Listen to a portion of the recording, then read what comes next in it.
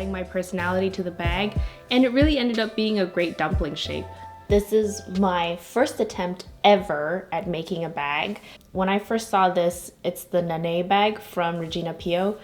I love the shape of it. I love that it looked relatively simple until I got into actually making it. I bought this beautiful green fabric, and if you can tell, I love green, and I thought it'd be really fun to do the lining in a contrasting pink. So today we're going to attempt to DIY this bag. We will see how that goes. I am extremely intimidated. This video is in partnership with Dirty Labs detergent. I am very excited to introduce this product to you. They are a new Asian-owned and created laundry detergent brand that is shaking up the cleaning industry. Their ingredients are extracted directly from nature or synthesized with natural materials that are readily biodegradable. There are no sulfates and dyes in their laundry detergent. Something that I do when I do all of my thrift flips is wash all of my clothes before, but I am definitely guilty of not washing my fabric before doing any of my DIYs, which doesn't help when it comes to color transfer or shrinkage, especially with dyed fabrics and a handbag that I'll be carrying under my arms.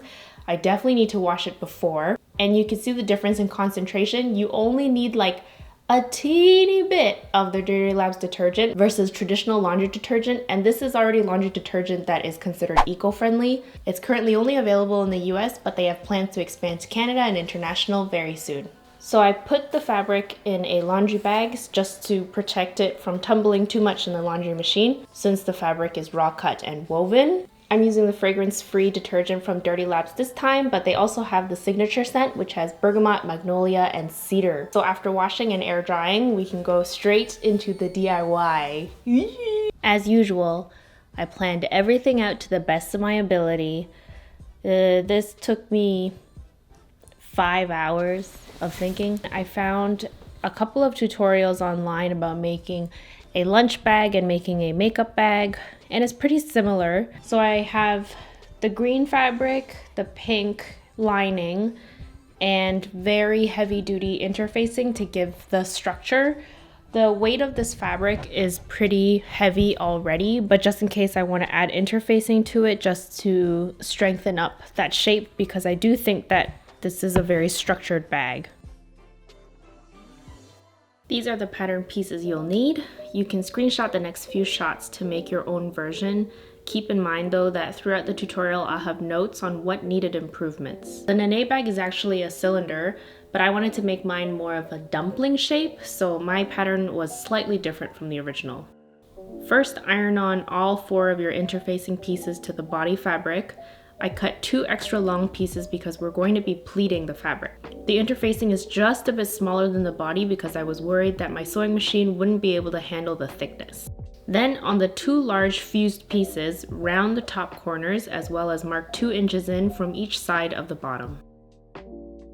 I gathered the base and shortened to 14 inches length, making sure to avoid the 2-inch marks on each side. Pin the pleats in place and lay them right sides together. Straight stitch across the bottom from where you marked. Okay, don't laugh at my similar color thread. This is what you get for ordering off AliExpress. Now taking the 2 side pieces, open up the edges of the body and attach right sides together.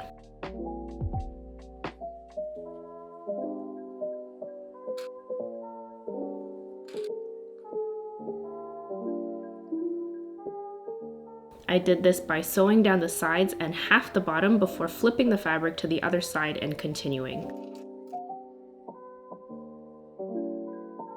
It's looking good so far. And done! I wish I didn't have to sew lining, but that's what you gotta do. Do the same thing, but for the side pieces of the lining only, leaving the bottom open. Initially, my side pieces were shorter than the main, just like the body fabric, but it didn't work when I was attaching the zipper panel, so I kept everything the same length. So these straps, I cut ones that are 15-inch long. but I do think that it would have been better if it was a few inches longer and if it was wider towards the tip. If you look at the original bag, you'll see that it's a point that I missed when I was trying to replicate it. Getting a big dramatic bow would have been just right, so this is an important detail that I missed, and unfortunately I didn't buy enough fabric, so I couldn't redo the straps. Sew the right sides together and turn inside out. I also couldn't find zippers that were in the same color, so I bought zipper by the yard for the first time ever, and it turned out okay. I bought a size 5 zipper and then cut it to length of 13 inches. Then place a zipper on top of the lining, pinning it to place, and then main fabric also right side up before stitching down. Honestly, I still can't quite wrap my head around how this works, but it does. Repeat on the other side and press the fabric away from the zipper. Then top stitch on either side of the zipper, and that's your zipper panel done. Attach the straps of the bag to the ends of the zipper. I didn't add a zipper stop to this and stitched down the straps over the zipper to stop both sides. The instructions I found online had the zippers actually shorter than the zipper panel, but I think if I kept it as the same length of 14 inches across the board, I think it would have ended up better. So I think this is where things get tricky. This is where it gets confusing when you're combining the lining with the zipper. I'd say that's pretty good. Now place the panel to the lining, all right sides facing up, attaching the short ends first. I double stitched this because I found that the lining was very flimsy. I would recommend finding better fabric for your lining. I've had this in lots of bags that I bought in the past where the lining would tear and you'd have a hole, and a lot of your stuff ends up getting lost. And having things lost inside your purse is one thing, but having things lost inside your purse as well as lost inside the lining is another. Another magical moment here where sewing really proves to be like this mind-bending puzzle. Clip the right side of the zipper panel to the body of the bag, pleating the remainder of the fabric along the way to fit the length of the panel. Make sure you match the side seams to the straps and stitch all around.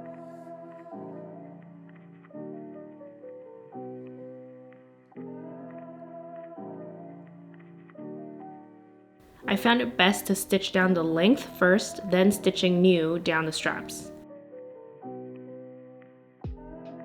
Turn everything inside out. We're not quite done yet, but we're almost there. Finish the lining. I was able to turn it inside out and stitch it down until the last 2 inches, which was then hand stitched closed. So this is my solution for the straps that are way too short, and since if you're tying a knot, you're losing length in the straps, I decided to create a faux knot. Taking a 5x7 inch piece of scrap, fold in half and stitch down the length. Then turn inside out and press with the seam in the middle. Wrap around the straps in a position that you're happy with, tucking in the raw edges into each other before hand stitching to the straps.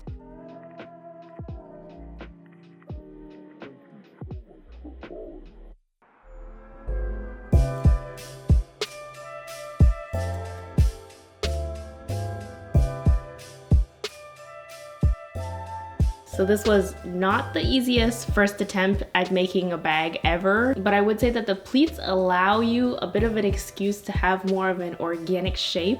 The contrasting lining is really my way of adding my personality to the bag, and it really ended up being a great dumpling shape. And this can double as a travel pillow. Thank you to Dirty Labs for sponsoring this video. You can use my code LetitiaQ for 15% off new customers. One bottle does 75 loads, and I love their signature scents for washing my sheets. Find me on all social and tag me at LetitiaQ if you recreate any of my DIYs. I'll see you next time.